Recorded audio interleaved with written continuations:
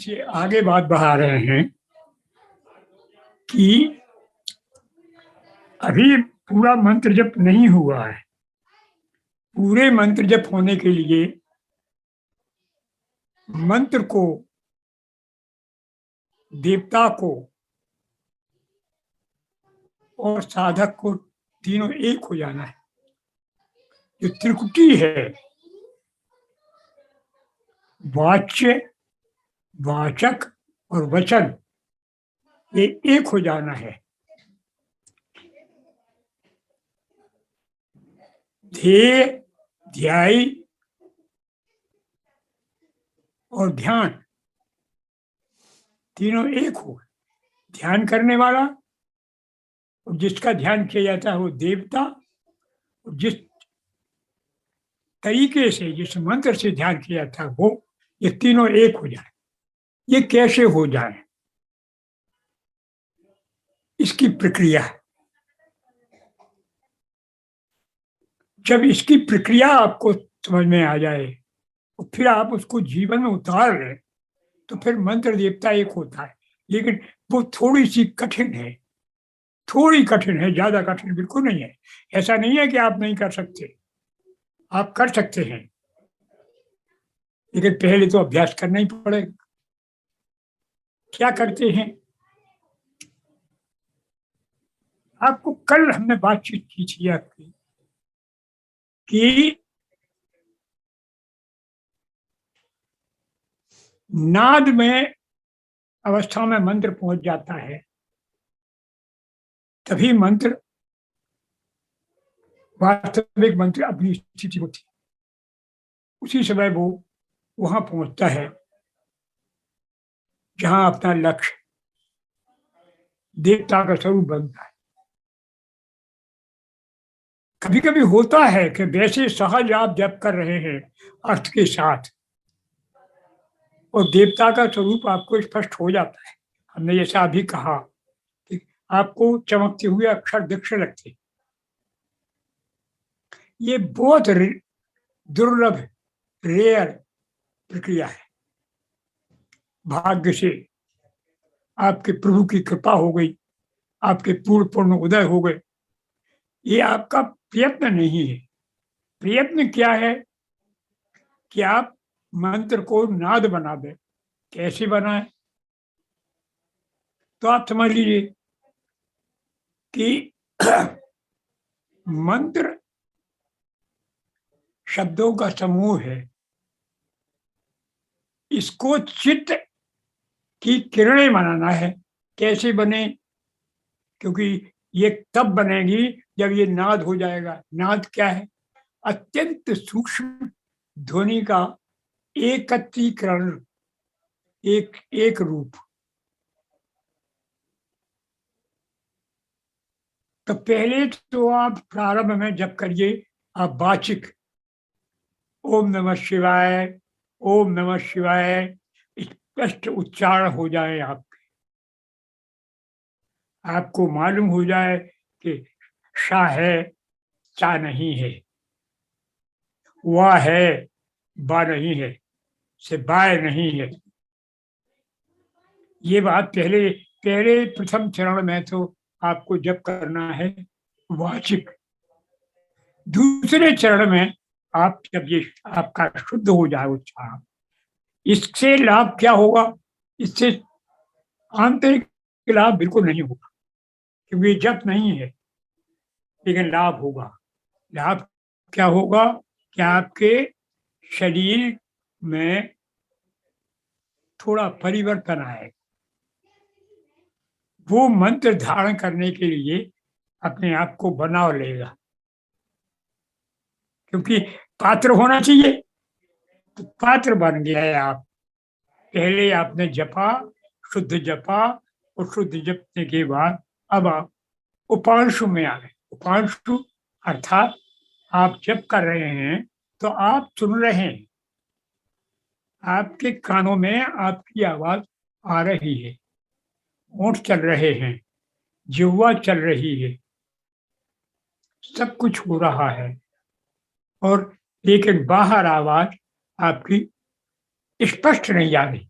कि शी हुआ या ये अलग नहीं है, शिवाय नहीं समझ रहा है तो उसको कहते हैं उपांशु जप।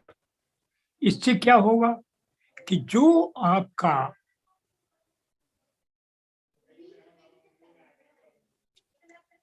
पुर्यष्टक है, यानी 5 तन्मात्राएं और 3 अंतःकरण चतुष्टय के भाग, मन, बुद्धि, अहंकार तथा आपके 5 तन्मात्राएं। तन्मात्राएं कौन सी? शब्द, स्पर्श, के बाद में रूप, फिर रस और गंध। ये 5 तन्मात्राएं और 3 वो, ये मिलकर के 8 थोड़े शुद्ध हो, क्योंकि ये पिंजड़ा है, इसी में तो आपका जीव है। ये पिंजड़ा ठीक पड़ेगा। जहां आप रह रहे हैं वो भीतर वाला मकान है, अंदर वाला, बाहर वाला शुद्ध कर लिया। अब आप भीतर अपने आत्म तत्व की तरफ जाए के लिए तैयार हो, गर्भ के। अब मानसिक जप। मानसिक जप क्या? देखिए, आप कहते हो हमने मन में जप रहे, नहीं। उसका उदाहरण ये कि आप तब जीव को अपनी तालू से लगा दो, दांत दांत से लग गए, होंठ होंठ से लग गए, आपने कान खुले रखे पूरे, कान में आपके जप के शब्द सुनाई चल रहे, तो ये मन का जप हुआ।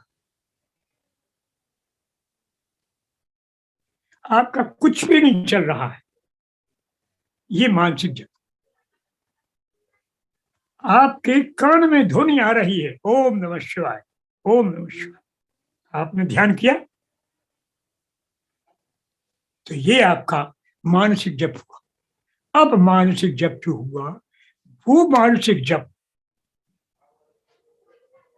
आपको कहाँ पहुंचेगा, कैसे पहुंचेगा, इसके लिए आप जान लीजिए कि परा, पश्चंती, मध्यमा और वैखरी, ये वाणी की अवस्थाएं हैं।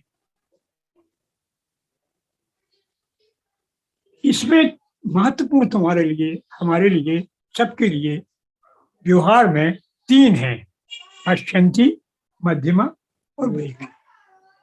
परा तो बड़ी स्टेज है, बहुत बड़ी, परा मूलाधार में रहती है, लेकिन पश्चंती, मध्यमा, वैखरी बाहर है। अब आप शैव मंत्र विज्ञान की दृष्टि से मान लीजिए कि पश्चंती आपके हृदय में है, मध्यमा आपके कंठकूट में है और वैखरी आपकी जीभ पे। ये इसके स्थान है। जब हृदय में आपको चित्र बने, जिस दिन आपको दिखने लगे, वो हृदय का चित्र होगा, मंत्राक्षर, स्वर्णिम।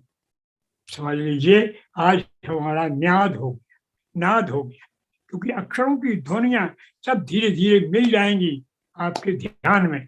उस समय देवता, आप और मंत्र सब मंत्रमय हो जाए। देह क्या होगी? मंत्र।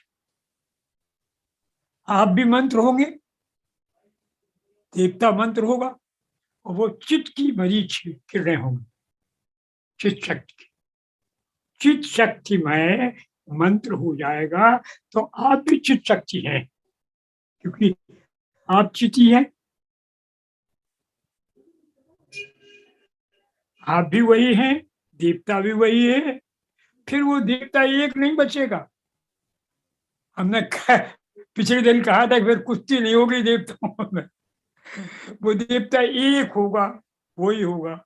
चाहे वो कन्हैया कह दो, चाहे उसको श्री राम जी कह दो, चाहे उसको भगवती सीता कह दो, चाहे वो कालिका कह दो, चाहे भगवती कह दो, आपका मंत्र काम करने लगे, सारे मंत्र आपके अधीन हो जाए, सारी शक्तियां उसमें नीचे। ये स्थिति परम है, चरम है। ये तत्काल नहीं प्राप्त होगी, लेकिन शास्त्र कहता है कि यदि आप करेंगे तो आपको प्राप्त होगी होगी इसी जीवन में हो, चाहे वो अंतिम क्षण में हो, जब आप लेटे हों और अंतिम सांस हो उस समय भी हो सकती, लेकिन जब हो जाएगी तब हो जाए। लेकिन बीच में आपको शक्तियां आएंगी, बहुत आ रही आएंगी। अगर आप इस तरह करेंगे तो वो आपको अभी देखने को मिल जाए। आप इनके चक्कर में मत पड़िए। ये आगे सूत्र है, अगला चौथा वाला सूत्र है, वो यही सावधान करता है कि आपको मंत्र की शक्तियां नीचे ले जा सकती हैं। विद्या शरीर सत्ता मंत्र रहस्यम, जब आपको पता चलेगा, इस पर हम व्याख्या करेंगे अगले बार जब मिलेंगे। अभी तो बात इतनी ही हो गई, इसी को आप फिर से समझ लीजिए कि आप अपने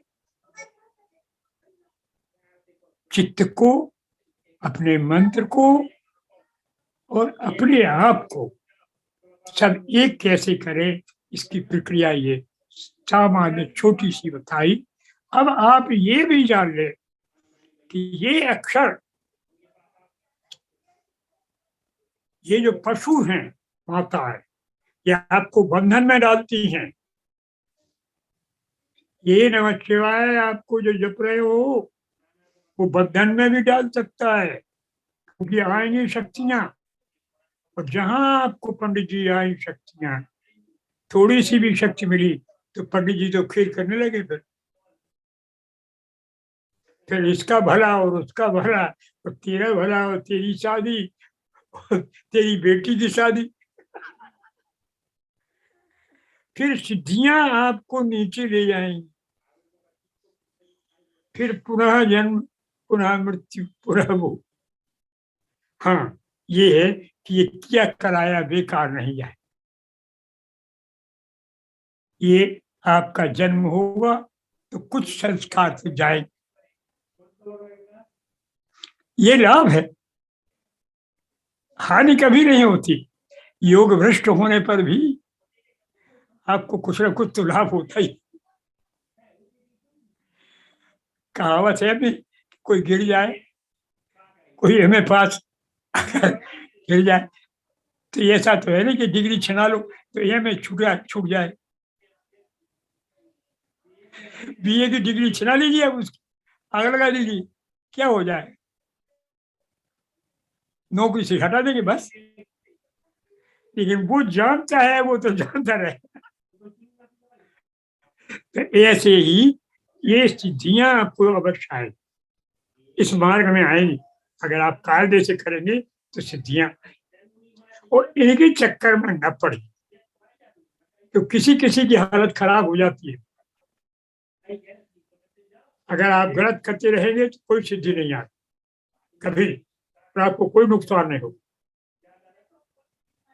लेकिन आपने सही तरीके से किया तो सिद्धियां आई, और कभी कभी सिद्धियां किसी किसी को लंबा झटका भी देती है। इसलिए आप पहले से सावधान हो जाइए कि कुछ बदमाश आएंगे, पंडित जी सीधे हो गए तो पंडित जी की तपस्या चोर ले जाए और वो आपको गिरा देंगे। फिर आप वहां नहीं पहुंच सकते कभी कभी।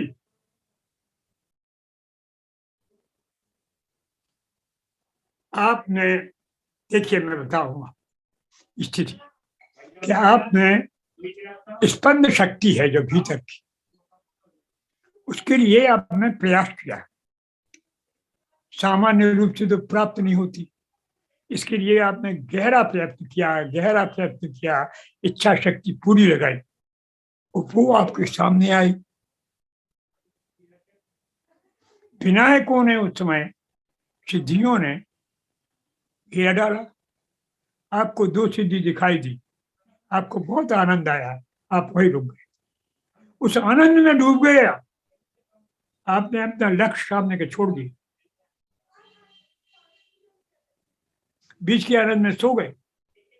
जब करते समय आनंद आने लगता है तो नींद आती है।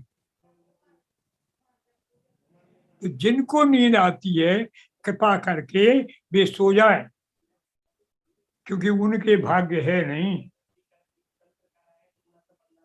अगर वे जबरदस्ती करेंगे तो उन्हें नुकसान हो जाए।